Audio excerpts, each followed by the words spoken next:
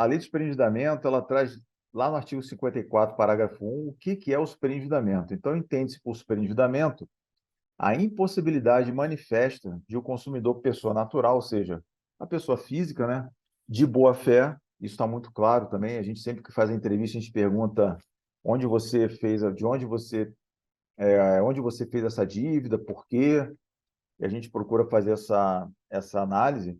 Então, pessoa natural de boa fé é pagar a totalidade de suas dívidas de consumo exigíveis e vincendas, sem comprometer seu mínimo essencial nos termos da regulamentação. Então, o superendividamento é quando a pessoa física, natural, de boa fé, não consegue mais pagar os débitos que ela contratou, né? Porque isso começa a colocar em desequilíbrio o que ela tem para pagar de dívida e o que ela tem para pagar das suas despesas correntes, como alimentação, escola dos filhos, transporte, moradia, dentre outras importantes para a subsistência da pessoa.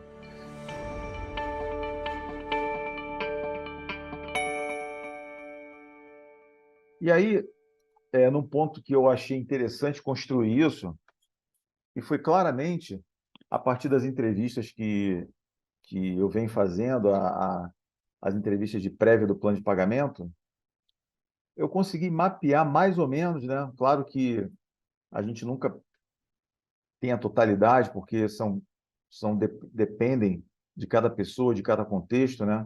Mas eu consegui mapear o que eu entendo que são as de maiores ocorrência, né? De maior ocorrência dentro das entrevistas e dentro do que a gente recepciona dos nossos clientes, né? Então, eu classifiquei em fatos geradores, tá? Qual o primeiro fato gerador que eu entendo é a oferta de crédito irresponsável, né? Isso é um fato gerador importante porque na hora em que as instituições financeiras estão oferecendo crédito, eles não estão preocupados se o consumidor vai ter de fato capacidade de pagamento. Então, se vocês lembrarem do momento em que vocês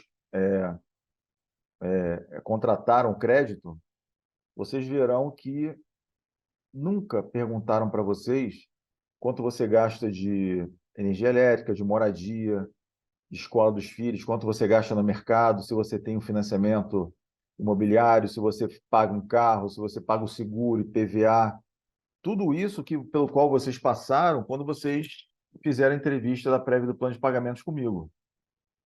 Então, quando eu classifico isso do crédito irresponsável, é que ele, primeiro, ele não avalia o teu score, se você de fato pode pegar aquela grana. E segundo, que ele não se comunica, né, pelo menos assim, não fica claro para mim, que o banco, na hora de te oferecer o crédito, ele se comunica com as demais instituições para saber se você já está tomado de dinheiro lá nas outras, né? Ou seja, ele deveria ter uma avaliação de crédito uniforme para aí sim te dar dinheiro. Só que o que acontece?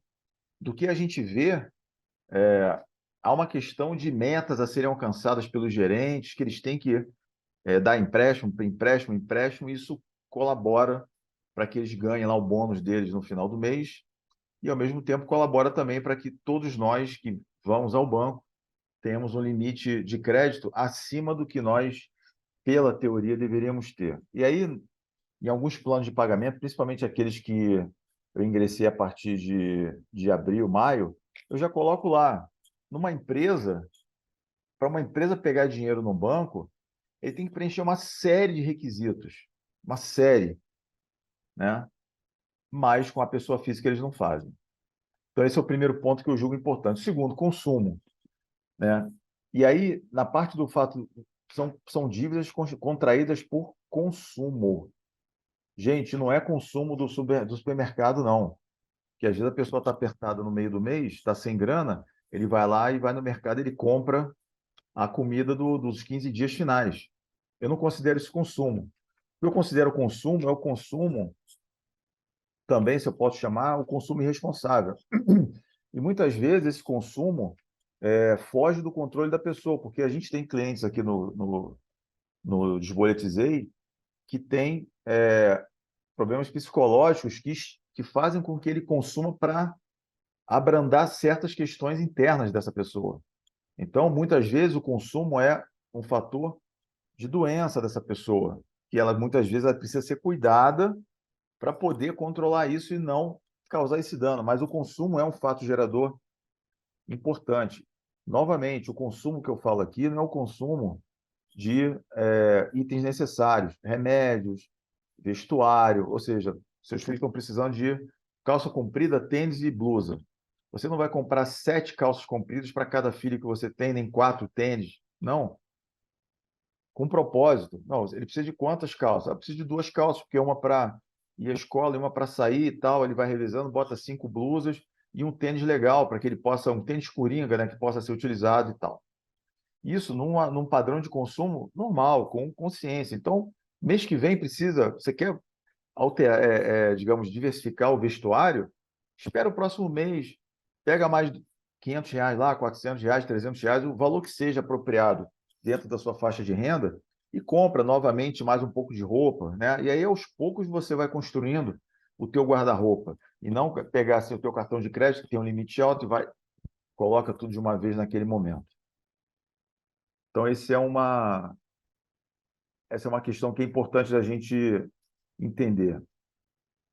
O terceiro é doença, né? Nós vemos aqui que alguns clientes nossos ficaram endividados por causa de doença, né? Seja doença do próprio, seja doença de familiares diretos, filhos, esposa, companheiro, companheira, ou doenças de familiares como pais, mães, tios, ou avós, e onde ele tem um impacto muito grande naquilo ali. Então, ele vai, se ele não tem o dinheiro, ele pega crédito, ele, né, pega emprestado. Outro ponto que eu quero destacar, desemprego.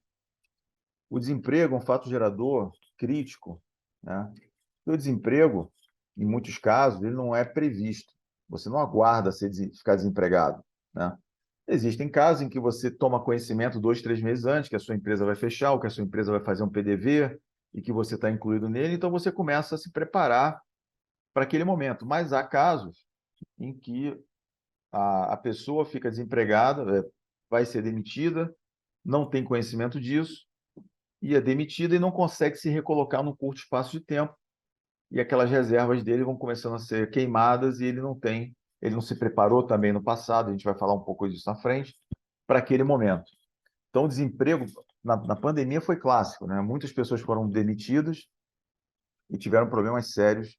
Na pandemia, nós temos um cliente especificamente, que até onde eu me lembro, que ele assumiu, por ele ser funcionário público, ele assumiu as despesas do irmão que tinha sido mandado embora, né? E de um amigo que também ficou ao relento. E aí, por causa desse apoio que ele deu a essas pessoas, ele ficou super endividado. E esse foi o motivo do. E um outro ponto é empreender. Não foram poucas as entrevistas que eu fiz com clientes ou futuros clientes que disseram claramente que que chegaram ao superendividamento porque empreenderam. E empreenderam pegando dinheiro para investir em algo como fonte de renda, ou empreenderam, saíram de um emprego, pegaram uma rescisão, empreenderam, mas aquilo não foi feito da maneira correta. Então, além dele gastar as reservas que ele trouxe do emprego de onde ele saiu, ele ainda pegou o crédito para usar e muitas vezes o negócio não deu certo. E outro que não é não apareceu tanto nas entrevistas, mas surgiu em alguns momentos, é a cessão do nome a terceiro, né? O que eu considero isso ceder o nome a terceiro? É alguém pegar dinheiro, pedir para você pegar dinheiro no teu nome para dar para ele, que ele promete que vai pagar mensalmente a você. Vários casos, eu diria uns 10% do que nós tivemos aqui, um dos motivos de superendividamento dele foi a assunção de uma dívida que ele pegou dinheiro para terceiros e essa pessoa não conseguiu pagar e ele teve que honrar a dívida, porque muitas vezes eram dívidas baseado em empréstimos consignados. Então, é muito importante, gente, que, assim, eu entendo que há uma questão de solidariedade, de ajuda e tudo mais, mas a gente tem que pensar que o nosso nome, é uma coisa sagrada, né?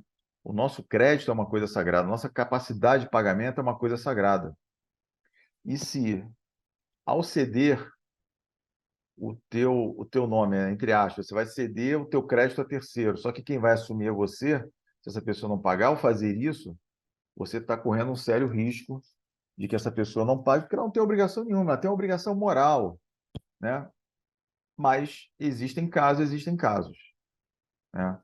Então, ontem eu atendi um cliente que ele vai, inclusive, ele tem criptomoedas, ele tem criptomoedas a vencer em fevereiro, e essa criptomoeda está na conta do irmão dele, né? Porque ele resolveu, no encontro de contas lá da família, botou lá. É legal quando isso funciona, mas há momentos em que isso não funciona. E é muito importante que vocês estejam ligados nisso, porque eu entendo que dentro de tudo que a gente já teve aí, como eu falei, quase 200 entrevistas, esses são os 6 pontos que eu entendo como mais gritantes, como fatos geradores do superendividamento. E aí, eu trazendo um pouco do conceito profissional de linhas de defesa, né? Porque eu sou um profissional oriundo da auditoria interna, já com uma grande experiência em auditoria, riscos, né? Eu identifiquei que existem linhas de defesa que poderiam ter evitado, ou pelo menos atenuado os efeitos desses 6 fatos geradores para os devedores, da ocorrência desses fatos geradores e da ocorrência do endividamento para essas pessoas. Então, a primeira é a construção de reserva financeira. A construção de reserva financeira, ela tem umas métricas no mercado, né, que classificam essas reservas financeiras a partir da construção em três, digamos, tipos de profissionais. Quando você é um profissional CLT, carteira registrada, né, tudo certinho, recomenda-se que faça uma reserva de 6 meses. Ou seja, você vai juntando dinheiro até o ponto que você tenha 6 meses de salário guardado, né? É um valor que, somado às suas verbas rescisórias e tal, te daria aí uma sobrevida de aproximadamente 8, 9 meses sem trabalhar e sem oferir nenhum tipo de renda. A segunda é quando você é um empreendedor, quando você é um empresário. Essa métrica diz que você tem que ter 12 remunerações guardadas. Ou seja, se você é um empresário, você tira, sei lá, 20 mil reais por mês, né?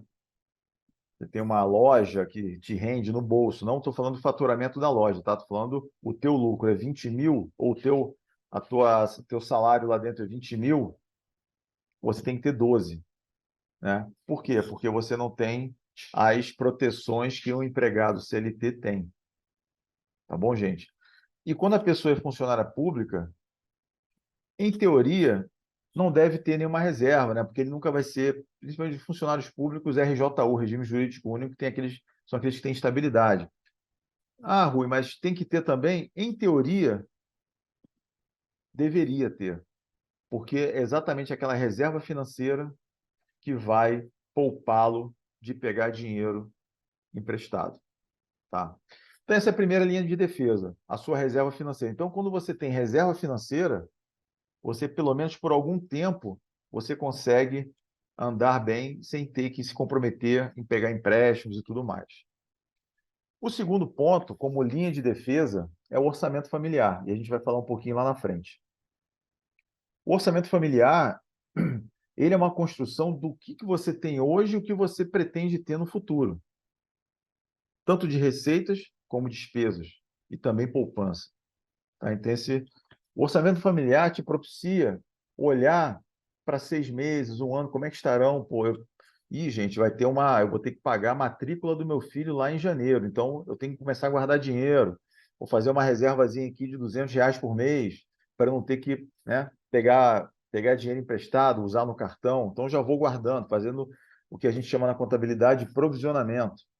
Então eu vou tirar isso da minha despesa mensal. A partir dali eu vou considerar como despesa mensal aquela provisão. Então, se a matrícula é R$ 2.000, em 10 meses eu vou guardar R$ 200 por mês. A mesma coisa para o IPVA. Digamos que você tem automóvel para pagar à vista o IPVA lá em janeiro, você também pega o IPVA do ano passado, que você vai ser mais ou menos isso, divide em 10 e vai guardando um pedacinho para que você tenha essa grana lá na frente. Então, o orçamento familiar é uma linha de defesa também que ajuda muito a mitigar esse. Um outro ponto como linha de defesa é você cuidar dos teus gatilhos de consumo, né? E aí, a mentoria, por exemplo, da Érica, que foi há 2 semanas atrás, não foi semana passada, ela, a partir da questão mental, e um pouco da Dani Góes também fala disso, você identificar quais são os seus gatilhos de consumo. E muitas vezes seus gatilhos de consumo são similares a, por exemplo, gatilhos que te fazem comer mais, né? Então, uma depressão, ou algo para compensar. Então, você tem que tratar esses gatilhos de consumo, porque eles também geram endividamento, e, em último caso, o superendividamento.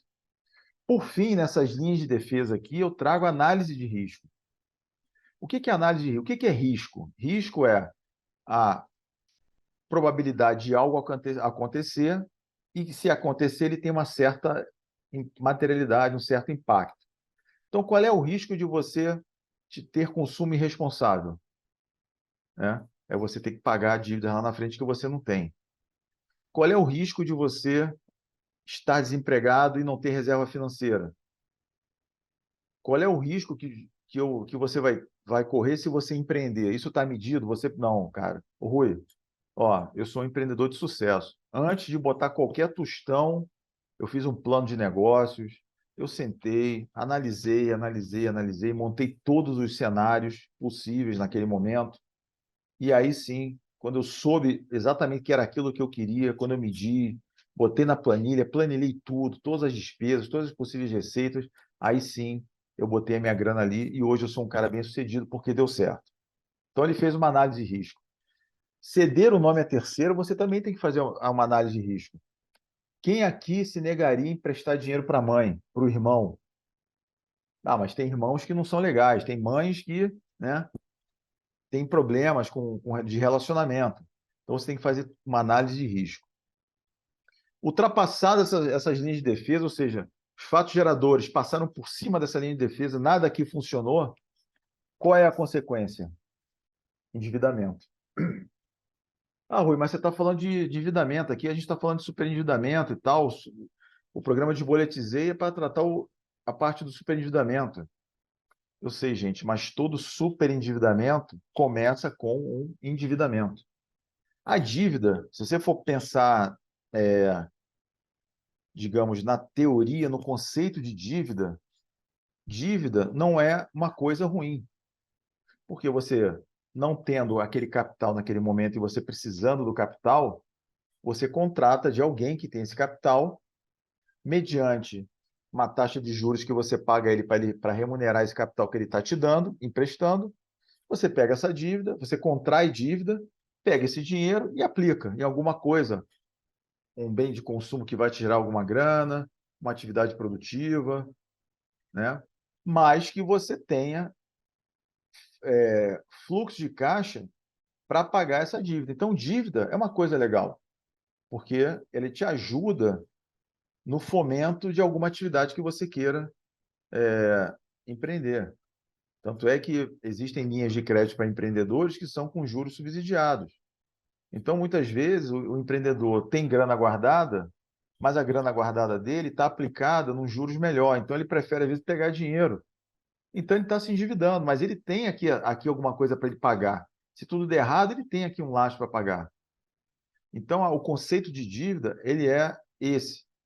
Mas você ter dívidas que você não consegue pagar, já fica um pouco fora dessa dessa definição mais quadradinha que eu trouxe. E aí, o que que eu chamo de endividamento extremo? É um endividamento que em algum momento se transforma em superendividamento, ou seja, é aquele momento onde você olha o teu contra-cheque, você vê que tem uma série de descontos lá. Hoje, por exemplo, eu estava fazendo aqui os planos de pagamento, as prévias do plano de pagamento de amanhã, que amanhã a gente tem, é amanhã e na próxima semana a gente tem muitas reuniões de prévia do plano de pagamento. Uma pessoa, ela tem 12 empréstimos consignados.